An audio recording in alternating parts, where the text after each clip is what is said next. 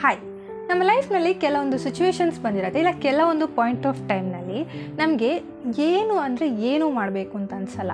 ಬರೀ ಮಲಗಿದ್ರೆ ಮಾತ್ರ ಸಾಕು. ಲೈಫಲ್ಲಿ ಎಂಥ ದೊಡ್ಡ ಎಕ್ಸೈಟ್ಮೆಂಟ್ ಆದ ವಿಷಯ ಬಂದರೂ ನನಗದು ಬೇಡ, ನನಗೆ ಜಸ್ಟ್ ಒಬ್ಬಳೇ ಬಿಟ್ಟರೆ ಸಾಕು, ನಾನು ಇಲ್ಲೇ ಹೀಗೆ ಇದ್ದರೆ ಸಾಕು, ನನಗೆ ಯಾರೂ ಬೇಡ, ಏನೂ ಬೇಡ, ನನಗೆ ಲೈಫ್ನ ಯಾವುದೇ ವಿಷಯದ ಮೇಲೆ ಇಂಟ್ರೆಸ್ಟ್ ಇಲ್ಲ ಅನ್ನುವಂಥ ಒಂದು ಸಿಚುವೇಶನ್ ಯಾವತ್ತಾದರೂ ನಿಮಗೆ ಬಂದಿದ್ರೆ ಡೋಂಟ್ ವರಿ, ಅದು ನನಗೂ ಬಂದಿದೆ, ಎಲ್ರಿಗೂ ಬರುತ್ತೆ.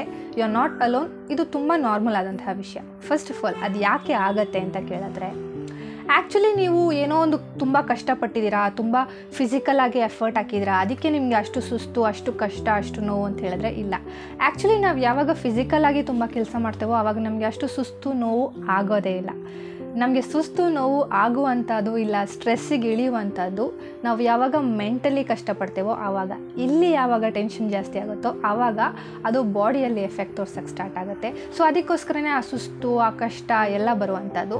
ಯಾವಾಗ ನಿಮ್ಮ ಮನಸ್ಸು ಹೇಳುವಂಥದ್ದನ್ನು ನಿಮ್ಮ ಬ್ರೈನ್ ಎಕ್ಸೆಪ್ಟ್ ಮಾಡ್ಕೋತಿಲ್ವೋ, ಇಲ್ಲ ನಿಮ್ಮ ಬ್ರೈನ್ ಹೇಳುವಂಥದ್ದನ್ನು ನಿಮ್ಮ ಮನಸ್ಸು ಎಕ್ಸೆಪ್ಟ್ ಮಾಡ್ಕೋತಿಲ್ವೋ, ಆಗ ಅದೆರಡಕ್ಕೂ ಒಂದು ಫೈಟ್ ನಡೆಯುತ್ತೆ. ಸೊ ಅದೆರಡಕ್ಕೂ ನಡೆಯುವಂಥ ಫೈಟಲ್ಲಿ ಲಾಸ್ಟಿಗೆ ಹರ್ಟ್ ಆಗುವಂಥದ್ದು ನೀವೇ, ನಿಮ್ಮ ಬಾಡಿ, ನಿಮ್ಮ ಮೈಂಡ್.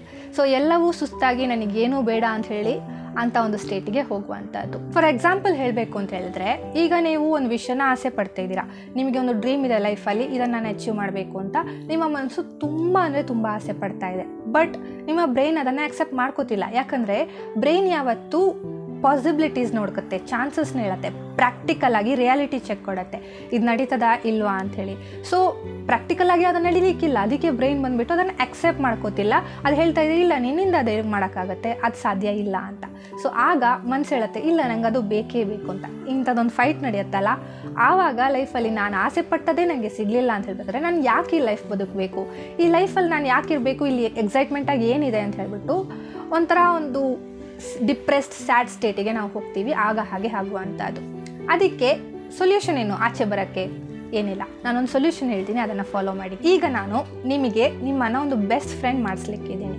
ಸೊ ನೀವು ಬಂದುಬಿಟ್ಟು ಯಾವುದಾದೊಂದು ಅಲೋನ್ ಆದಂಥ ಪ್ಲೇಸಿಗೆ ಹೋಗ್ಬಿಡಿ, ಯಾರೂ ಇರಬಾರ್ದು. ಮೋಸ್ಟ್ಲಿ ಅದು ಆಚೆ ಇದ್ದರೆ ತುಂಬ ಒಳ್ಳೆಯದು. ಮರಗಿಡಗಳ ನಡುವೆ, ಇಲ್ಲ ಸ್ಕೈನ ಮಧ್ಯದಲ್ಲಿ, ನೈಟ್ ಟೈಮ್ನಲ್ಲಿ, ಇಲ್ಲ ಯಾವುದೇ ಸಿಚುವೇಶನ್ ಆಗಿರಲಿ, ಇಲ್ಲ ಆಚೆ ಹೋಗೋಕ್ಕೆ ಇಷ್ಟ ಇಲ್ಲ, ನಿಮ್ಮ ರೂಮಲ್ಲೇ ಆಗಿರ್ಬೋದು, ಮಿರರ್ ಮುಂದೆ ಆಗಿರ್ಬೋದು, ಎಲ್ಲಾದರೂ ಒಬ್ಬರೇ ಕೂತ್ಕೊಳ್ಳಿ. ತುಂಬ ಪೀಸ್ಫುಲ್ ಆಗಿರಬೇಕು, ಯಾರೂ ಡಿಸ್ಟರ್ಬ್ ಮಾಡಬಾರ್ದು. ಒಬ್ಬರೇ ಕೂತ್ಕೊಂಡು ಜಸ್ಟ್ ನೀವು ಮಾತ್ರ ಅಲ್ಲಿ.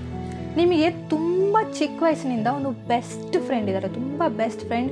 ನೀವು ಓಡೋದು, ಆಡೋದು ಎಲ್ಲವನ್ನು ಅವ್ರ ಜೊತೆ ಮಾಡಿದ್ದೀರಾ. ಅವರು ಕಷ್ಟದಲ್ಲಿದ್ದಾಗ ನೀವು ಹೇಗೆ ಅವರನ್ನು ಸಪೋರ್ಟ್ ಮಾಡ್ತೀರಾ, ಎಷ್ಟು ಚೆನ್ನಾಗಿ ಅವರನ್ನು ಸಮಾಧಾನ ಪಡಿಸ್ತೀರಾ, ಅದಕ್ಕಿಂತ 10 ಟೈಮ್ಸ್ ಕೇರ್ಫುಲ್ಲಾಗಿ ಈಗ ನೀವು ನಿಮ್ಮನ್ನು ಸಮಾಧಾನ ಪಡಿಸ್ಬೇಕು. ಸೊ ಎಲ್ಲಾದರೂ ಹೋಗಿ ಒಂದು ಕಡೆಯಲ್ಲಿ ಪೀಸ್ಫುಲ್ಲಾಗಿ ಕೂತ್ಕೊಳ್ಳಿ, ಕೈಯಲ್ಲಿ ಕೈ ಇಟ್ಕೊಳ್ಳಿ, ಇಲ್ಲದಿದ್ದರೆ ಮನಸ್ಸಲ್ಲಿ ಕೈ ಇಟ್ಕೊಳ್ಳಿ, ಇಲ್ಲ ಮಿರರ್ ಮುಂದೆ ಕಣ್ಣಲ್ಲಿ ಕಣ್ಣು ನೋಡಿ.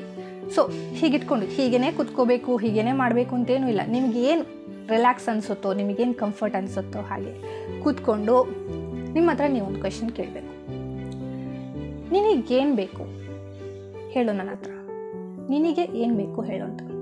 ಆಬ್ವಿಯಸ್ಲಿ ನೀವು ಈ ಕ್ವೆಶ್ಚನ್ನ ಕೇಳಬೇಕಾದ್ರೆ ನಿಮ್ಮ ಮನಸ್ಸು ಏನು ಹೇಳುತ್ತೆ ಗೊತ್ತಾ, ನನಗೆ ಅದು ಬೇಕಿತ್ತು, ಇದು ಬೇಕಿತ್ತು, ಆದರೆ ಅವ್ರು ಹಾಗೆ ಹೇಳ್ತಾರೆ, ಇವ್ರು ಹೀಗೆ ಹೇಳ್ತಾರೆ, ಆ ಪಾಸಿಬಿಲಿಟೀಸ್, ಈ ಪಾಸಿಬಿಲಿಟೀಸ್, ಇದೆಲ್ಲ ಹೇಳುತ್ತೆ. ಆವಾಗ ನೀವು ಹೇಳಬೇಕಾದದ್ದು ಒಂದೇ, relax, relax, take a deep breath. See, ಅವ್ರೇನು ಹೇಳಿದ್ರು, ಇವ್ರೇನು ಹೇಳಿದ್ರು, ಅದು ಇದು ಏನೂ ಬೇಡ, ನಿನಗೆ ಏನು ಬೇಕು ಅದನ್ನು ಮಾತ್ರ ಹೇಳೋದು. ಆಗ ನಿಮ್ಮ ಮನಸ್ಸು ಮೋಸ್ಟ್ಲಿ ಹೇಳತ್ತೆ, ಬಟ್ ಕೆಲವೊಂದು ಸಿಚುವೇಷನಲ್ಲಿ ಆಗಲೂ ಎಕ್ಸೆಪ್ಟ್ ಮಾಡ್ಕೊಳ್ಳಿಕ್ಕಿಲ್ಲ, ಆಗಲೂ ಹಠ ಮಾಡ್ತಾ ಇರುತ್ತೆ ಅದು ಇದು ಅಂತ. ಸೊ ಒಂದು ವೇಳೆ ಹಠ ಮಾಡಿದರೂ ಪರವಾಗಿಲ್ಲ, ನೀವೇ ನಿಮ್ಮ ಪ್ರಿನ್ಸಸ್, ನೀವೇ ನಿಮ್ಮ ಪ್ರಿನ್ಸ್ ಚಾರ್ಮಿಂಗ್.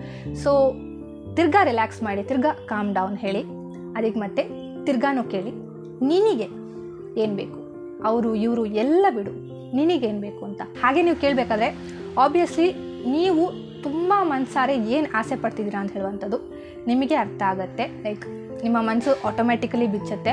ಆ ಸಿಚುವೇಶನ್ಸಲ್ಲಿ ಮೋಸ್ಟ್ಲಿ ನಿಮಗೆ ಅಳು ಬರುವಂಥದ್ದು, ಇಲ್ಲ ತುಂಬ ಎಮೋಷ್ನಲ್ ಆಗುವಂಥದ್ದು ತುಂಬ ನಾರ್ಮಲ್ ಆದಂಥ ವಿಷಯನೇ. ಸೊ ನಮಗೆ ಆ್ಯಕ್ಚುಲಿ ಏನು ವಿಷಯ ಅಂತ ಹೇಳಿದ್ರೆ, ನಾವು ಪ್ರಾಬ್ಲಮ್ ಏನು ಅಂತ ಕಂಡುಹಿಡಿಯೋವರೆಗೂ ಮಾತ್ರ ನಮಗೆ ಕಷ್ಟ. ಪ್ರಾಬ್ಲಮ್ ಏನು ಅಂತ ಒಂದು ಸಲ ಗೊತ್ತಾಯಿತು ಅಂತ ಹೇಳಿದ್ರೆ ಅದಕ್ಕೆ ಸೊಲ್ಯೂಷನ್ ತುಂಬ ಈಸಿಯಾಗಿ ಕಂಡುಹಿಡಿತೀವಿ. ಸೊ ಆ ಪ್ರಾಬ್ಲಮ್ನ ಏನು ಅಂತ ಗೊತ್ತಾಗಿಸ್ಬೇಕು ಅಂತ ಹೇಳಿದ್ರೆ ನೀವು ನಿಮ್ಮ ಹತ್ರ ಮಾತಾಡಿದ್ರೆ ಮಾತ್ರ ಆಗುತ್ತೆ. ಸೊ ಮಾತಾಡಿ, ಪ್ರಾಬ್ಲಮ್ ಏನು ಅಂತ ತಿಳ್ಕೊಳ್ಳಿ. ಸೊ ಈ ವಿಷಯ ನಿನಗೆ ಕಷ್ಟ ಆಗ್ತಿದೆ, ಈ ವಿಷಯ ನಿನಗೆ ಮಾಡೋಕ್ಕಾಗ್ತಿಲ್ಲ, ಇಲ್ಲ ಈ ವಿಷಯ ನಿನಗೆ ಮರೆಯೋಕ್ಕಾಗ್ತಿಲ್ಲ. ಓಕೆ, ಇದೇನಾ ನಿನ್ನ ಪ್ರಾಬ್ಲಮ್?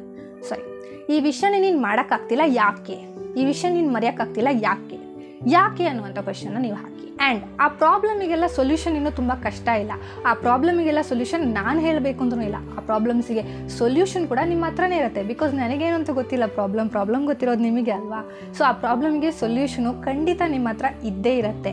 ಬಟ್ ಅದನ್ನು ನೀವು ರಿಯಲೈಸ್ ಮಾಡಲ್ಲ, ರೆಕಗ್ನೈಸ್ ಮಾಡಲ್ಲ. ಅದಕ್ಕೆ ನಾನು ಹೇಳ್ತೀನಿ, ಒಬ್ಬರೇ ಹೋಗಿ ಕೂತ್ಕೊಳ್ಳಿ, ಆವಾಗ ನಿಮಗೇ ಗೊತ್ತಾಗುತ್ತೆ ಏನು ಪ್ರಾಬ್ಲಮ್ ಅಂತ. ರಿಯಲೈಸ್ ಮಾಡ್ತೀರಾ, ರೆಕಗ್ನೈಸ್ ಮಾಡ್ತೀರಾ, ಆ್ಯಂಡ್ ಅದಕ್ಕೆ ಸೊಲ್ಯೂಷನು ಕೊಡ್ತೀರಾ.